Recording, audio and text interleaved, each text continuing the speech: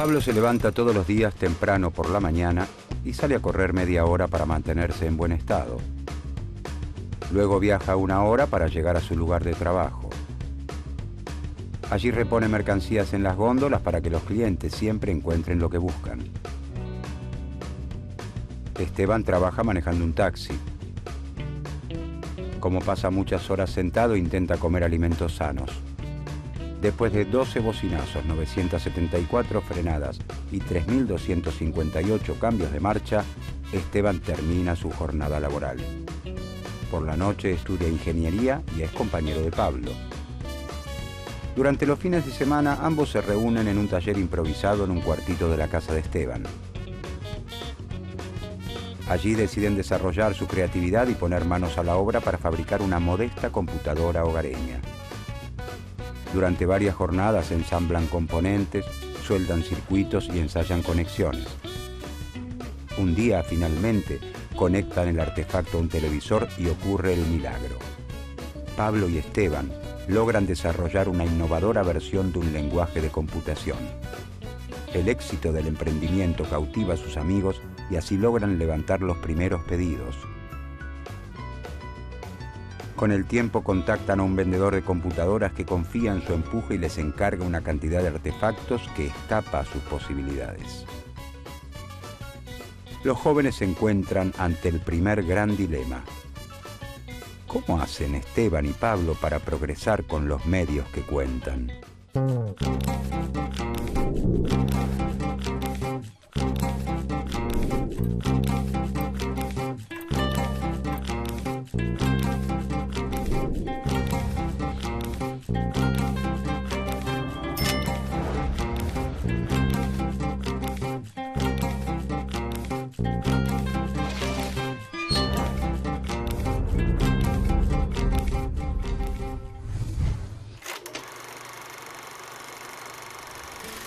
Considerado el padre de la economía política, Adam Smith prefiere presentarse como filósofo moral. Nace en Kirkcaldy, un pequeño poblado de Escocia, en 1723. A los 36 años, gana cierto renombre con la publicación en 1759 de su obra sobre ética llamada Teoría de los sentimientos morales, donde enuncia que al ser humano no solo lo motiva el egoísmo, sino también una fuerza contraria y complementaria, un sentimiento a favor de los demás, que llama empatía.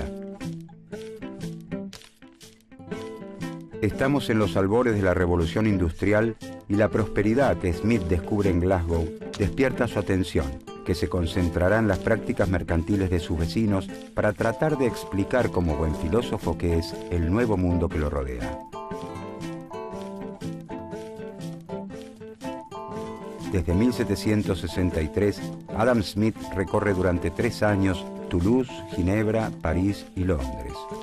Conoce a Quesnay y a Turgot, los fisiócratas franceses, y a los iluministas Voltaire, Diderot y Benjamin Franklin y sus ideas de libertad que inspirarán la Revolución Francesa. Embebido de este espíritu de época que busca comprender los fenómenos de manera científica, enfrentado al pensamiento religioso, escribe su segundo libro, una investigación sobre la naturaleza y causas de las riquezas de las naciones, que verá la luz en 1776 y será conocido como La riqueza de las naciones. Este es considerado el primer libro de economía moderna y el primero en sistematizar científicamente las bases del capitalismo.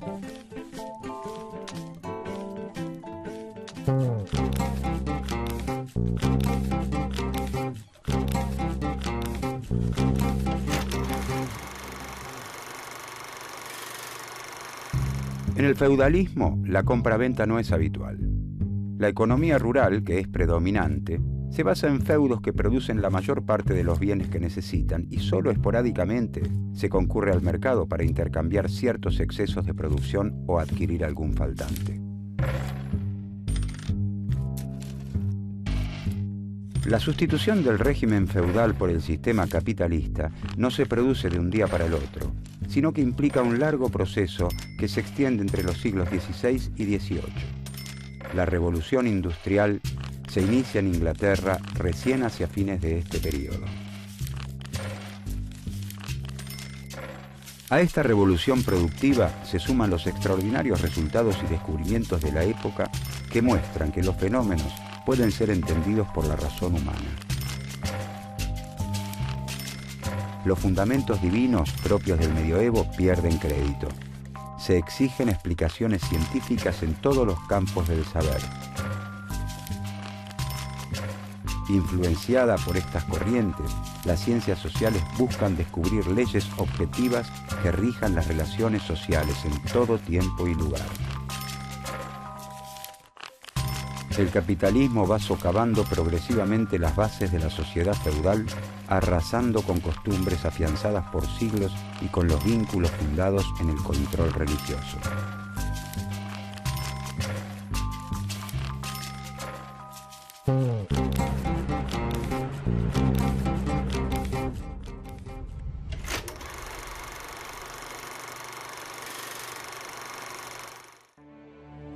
En ese entonces coexisten en Europa distintas formas de producción. Por un lado, los artesanos elaboran bienes en sus talleres. El ebanista, con sus máquinas, sus herramientas y sus maderas, fabrica todo tipo de muebles para que un comerciante los venda en los mercados. En este caso, los medios de producción siguen perteneciendo al trabajador. El mercader vende los muebles que fabrica el artesano ebanista. Gracias a los avances en la navegación, los comerciantes realizan viajes cada vez más largos a lugares remotos, lo que permite la venta de productos de mayor cuantía y, por lo tanto, el alza en las ventas y la ampliación de los mercados. El mercader recibe pedidos de otros mercados, donde se espera que se utilice una madera particular y que los muebles reciban un orlado determinado, con unas herramientas especiales que en Europa no se utilizan. Como la adquisición de esa materia prima y de las herramientas escapa ya al bolsillo del artesano, es el mercader quien las compra y pone a disposición del ebanista. Con el tiempo, cada artesano va trabajando en forma exclusiva con un mercader, quien le compra toda su producción y hasta le entrega las materias primas necesarias. La forma de producción distintiva de la época es la manufactura. El principal cambio está relacionado con la manera en que se organiza la producción. En lugar de trabajar en sus talleres, los artesanos se reúnen bajo un mismo techo a las órdenes de un nuevo actor, el capitalista industrial. Este es el dueño de las máquinas, las herramientas y las materias primas, y le indica a cada uno de los trabajadores qué actividad debe realizar. En una fábrica de alfileres, propiedad del capitalista industrial, un obrero estira el alambre, otro lo endereza, un tercero lo va cortando en trozos iguales, un cuarto hace la punta y un quinto operario está ocupado en limar el extremo donde se va a colocar la cabeza. A su vez, la confección de la cabeza requiere 2 o 3 operaciones distintas.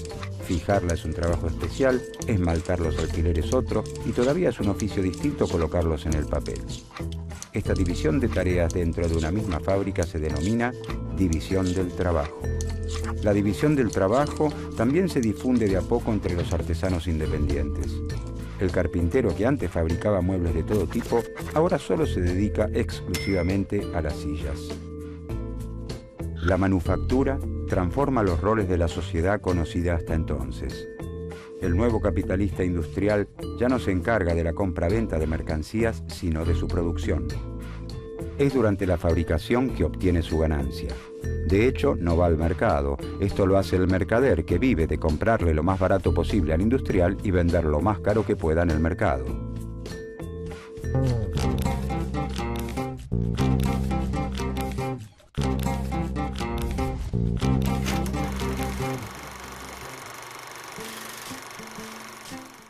Para Smith, la división del trabajo provoca un gran incremento en la riqueza y en la cantidad de mercancías que produce la sociedad. Esto se da principalmente por 3 motivos. La especialización aumenta la habilidad del trabajador para hacer la actividad que le toca. Existen menos tiempos muertos por pasar de una actividad a la otra. Y se crean herramientas novedosas o mejoras a las existentes para concluir el trabajo más rápido o con menor fatiga.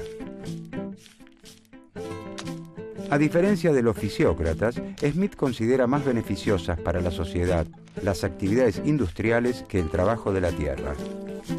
En la agricultura no se admiten tantas subdivisiones por las características propias de la tarea.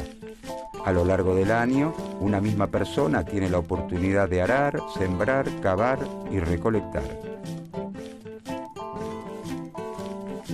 Smith procura demostrar que el capitalismo, a pesar de parecer caótico y falto de organización, está regido por un conjunto de leyes que garantizan el progreso económico y social y brinda el marco ideal para el desarrollo de las libertades individuales.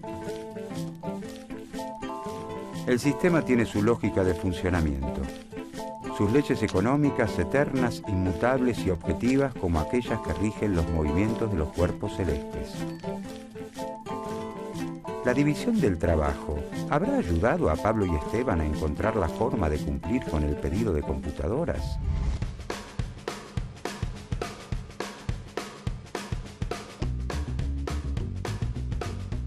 Pablo y Esteban han decidido montar una pequeña fábrica de PCs hogareñas en un cuartito de la casa de Esteban.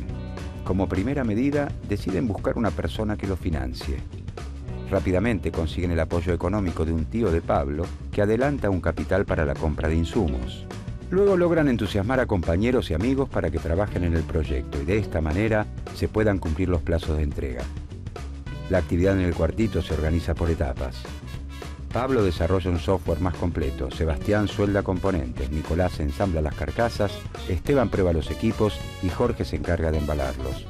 Así logran finalizar a tiempo la tarea. Los equipos se venden como pan caliente y nuevos pedidos comienzan a llegarles. El cuartito comienza a quedarles demasiado chico. Deciden alquilar las oficinas de una vieja fábrica abandonada y la acondicionan a pulmón. Les es necesario también incorporar más trabajadores y organizarlos por departamentos. ¿Qué más pueden aprender Pablo y Esteban de las teorías de Adam Smith para implementar en su emprendimiento?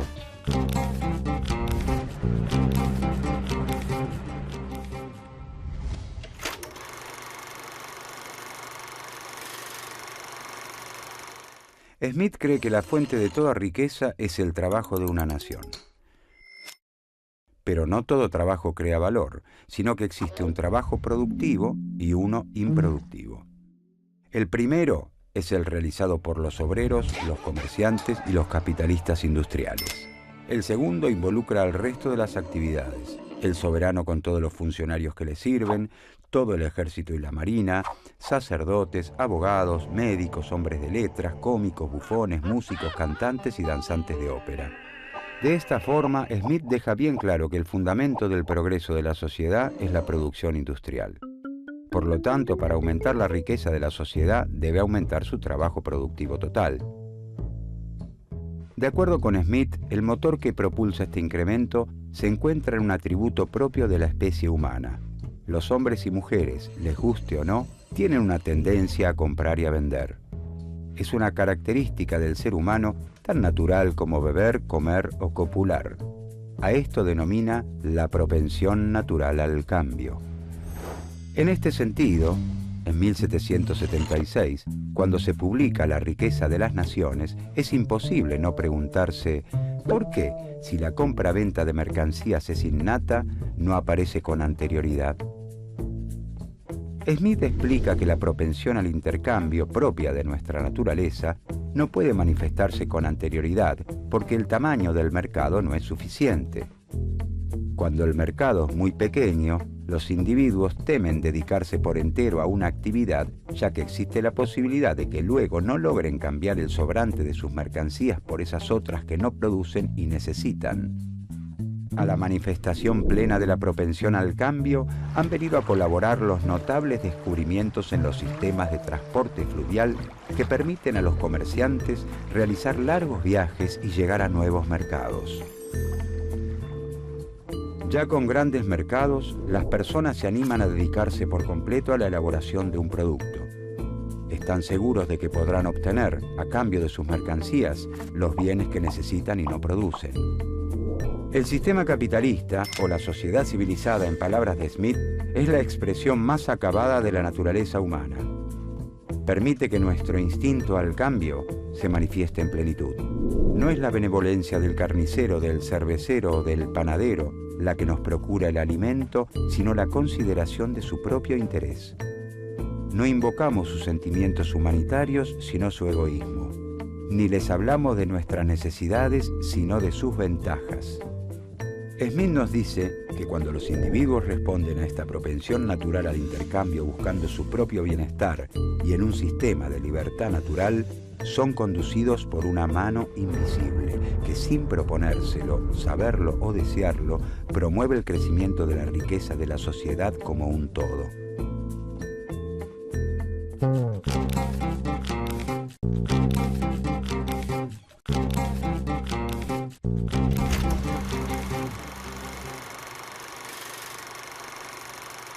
Smith señala que las mercancías tienen dos valores: el valor de uso y el valor de cambio. El valor de uso deriva del hecho de que son útiles, pueden satisfacer alguna necesidad humana. La silla tiene valor de uso porque sirve para sentarse. El valor de uso de los zapatos está justificado porque sirven a las personas para abrigarse del frío, evitar lastimaduras y atraer las miradas de los demás. Una cáscara de nuez no tiene utilidad, por lo que carece de valor de uso. Las mercancías también tienen un valor de cambio o precio, es decir, a cuánto las adquirimos en el mercado. Smith sostiene que el valor de cambio no se determina por el valor de uso o la utilidad de las mercancías.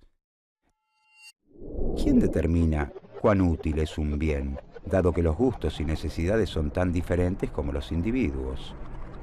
Si pudiéramos sopesarlo, diríamos que el valor de uso de un bife de chorizo es altísimo para un amante de la carne y nulo a la vista de un vegetariano. ¿De dónde surge entonces el precio? En la sociedad ruda y primitiva, es la cantidad de trabajo utilizada en la producción de las mercancías lo que rige el intercambio.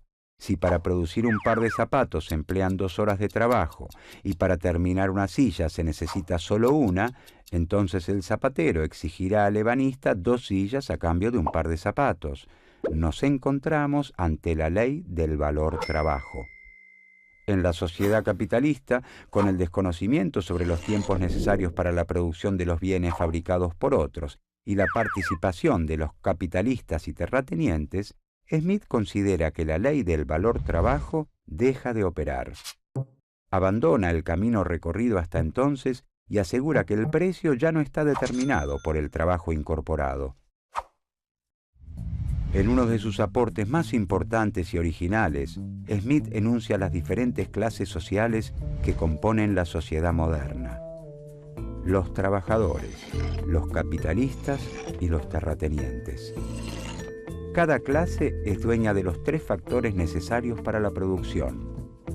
El trabajador es dueño de la fuerza del trabajo y recibe como retribución un salario.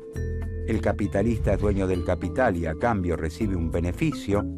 Y finalmente el terrateniente, como dueño de una porción de tierra, recibe un ingreso generado por quienes la trabajan.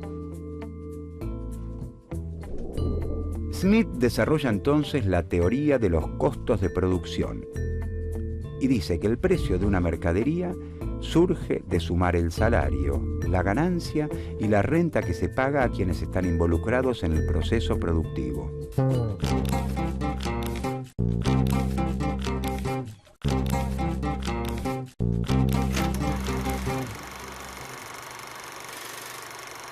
En toda sociedad, según Smith, existe un nivel promedio de salarios, beneficios y renta. Dichos niveles son llamados niveles naturales. Cuando el precio de venta alcanza a pagar exactamente los salarios de los trabajadores, el beneficio del capitalista y la renta del terrateniente de acuerdo con sus niveles naturales, la mercancía se vende por lo que realmente vale. Este es el precio natural. Pero el precio al que efectivamente se vende la mercancía o precio de mercado puede ser igual, mayor o menor a este precio natural. Todo depende de las cantidades de mercancías ofrecidas y demandadas en el mercado. ¿De dónde surge el precio de mercado? La cantidad de una mercadería que se lleva al mercado constituye la oferta. La cantidad requerida por todos los que están dispuestos a pagar el precio natural de esa mercancía es la demanda. Cuando la oferta no alcanza a abastecer la demanda, algunos de los compradores estarán dispuestos a pagar más por ella. La competencia que surge entre los compradores hará subir el precio de mercado por sobre el precio natural. Entonces, el precio de mercado será mayor que el precio natural. Es lo que ocurre con las frutas de estación fuera de temporada. Por ejemplo, el precio de mercado de las frutillas aumenta durante la época invernal al disminuir la oferta. Cuando la cantidad de una mercancía que se lleva al mercado excede la demanda requerida por los compradores, no es posible vender todas las mercancías al precio natural y la competencia entre los vendedores, que dependerá del apuro por desprenderse de sus mercancías, hará bajar el precio de mercado por debajo del natural. Promediando la primavera, el precio de mercado de las frutillas baja porque sube la oferta. Cuando la oferta y la demanda son iguales, el precio natural y el precio de mercado coinciden y nos encontramos en el precio de equilibrio del mercado. Estamos ante la ley de la oferta y la demanda.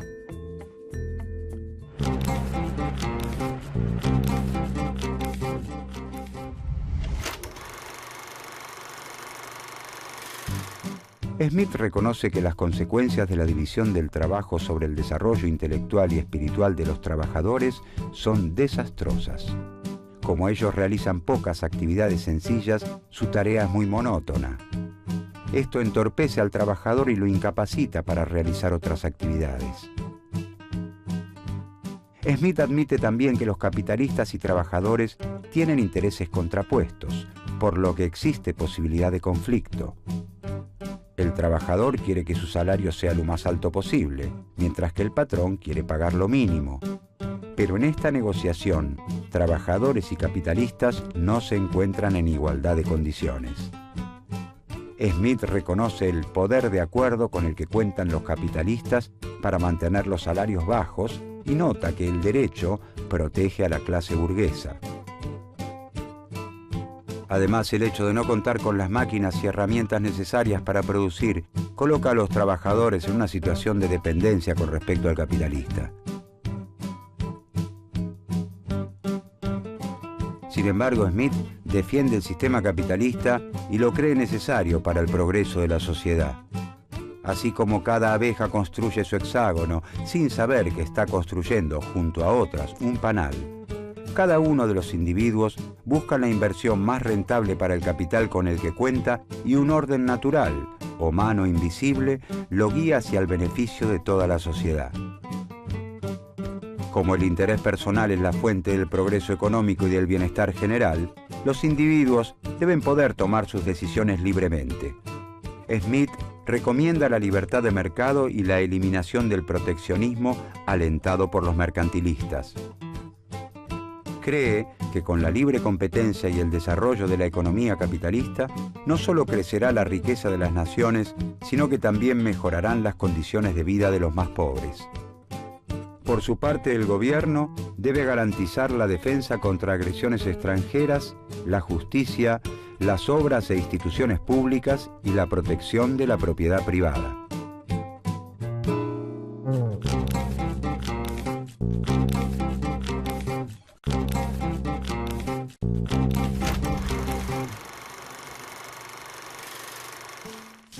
Adam Smith fue un agudo pensador, fundador de la economía política, la expresión de un espíritu en los albores del sistema capitalista y la revolución industrial.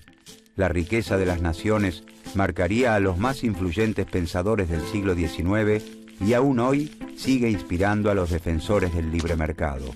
En su libro, Smith sostiene que a pesar de parecer caótico y falto de organización, el capitalismo se rige por leyes que garantizan el desarrollo de las sociedades. Y son esas leyes las que Smith, a través del método científico, busca describir.